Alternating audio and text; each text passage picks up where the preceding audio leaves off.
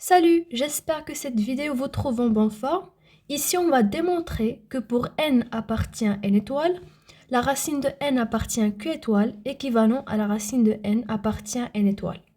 Ici, on a une équivalence, ça veut dire qu'il faut démontrer cette implication, ça veut dire la racine de n appartient q étoile implique que la racine de n appartient n étoile.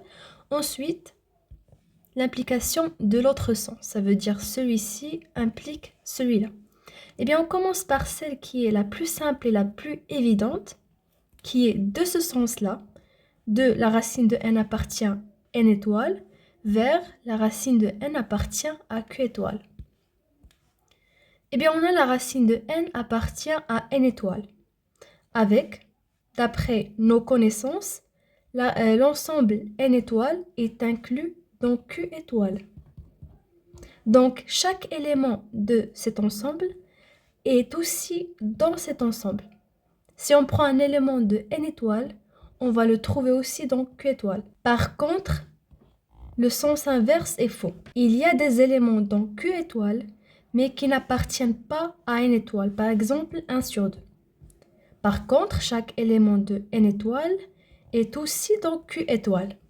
Donc, puisque la racine de n est un élément de n étoile, donc il est aussi un élément de q étoile. Signifie que la racine de n appartient aussi à q étoile.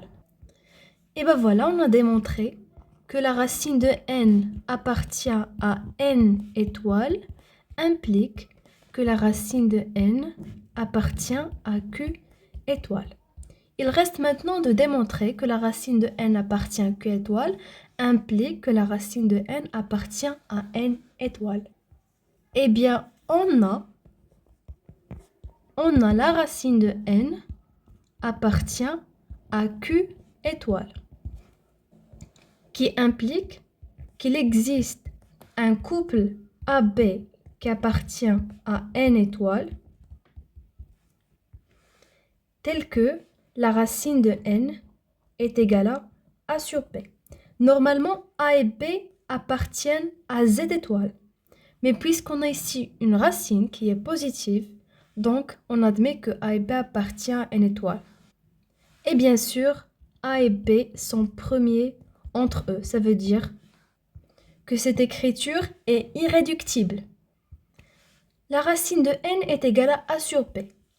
Implique, on met le tout au carré, implique que n est égal à A carré sur B carré. Ça veut dire que A carré est égal à n B carré. On a multiplié le tout par B carré, d'où on obtient A carré est égal à n B carré. Et on n'oublie pas que A et B sont des entiers naturels. Et puisque A carré est égal à nb carré, ça veut dire que B carré divise A carré. Et on n'oublie pas que A et B sont premiers entre eux. D'après une propriété, par exemple x et y sont premiers entre eux, implique que x à la puissance n est premier avec y à la puissance n. Avec bien sûr n appartient à n et x, y sont des entiers relatifs. Et puisque le PGCD de AB c'est 1, donc le PGCD de A carré B carré est aussi 1, d'après cette propriété. Donc B carré divise A carré et A carré, le PGCD de A carré B carré est égal à 1. On a B carré divise A carré et le PGCD de A carré B carré est égal à 1. Bah, ça veut dire que B carré est égal à 1. Si on fait les diviseurs de A, de petit a, on trouve bien sûr 1 et plusieurs entiers naturels. Et ensuite, on trouve A lui-même. Et pour les diviseurs de B, on trouve aussi 1 et lui-même, qui est B. Puisque le PGCD de A carré B carré est égal à 1, ça veut dire qu'il n'y a pas de diviseur commun ici, sauf 1, bien sûr. Mais au fait, on a b carré divise a carré. Ça veut dire que b est aussi appartient à cet ensemble.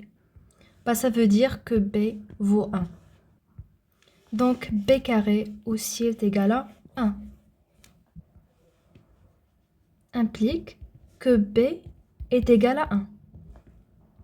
Donc la racine de n est égale à a sur b devient la racine de n est égale à a, puisque b c'est 1.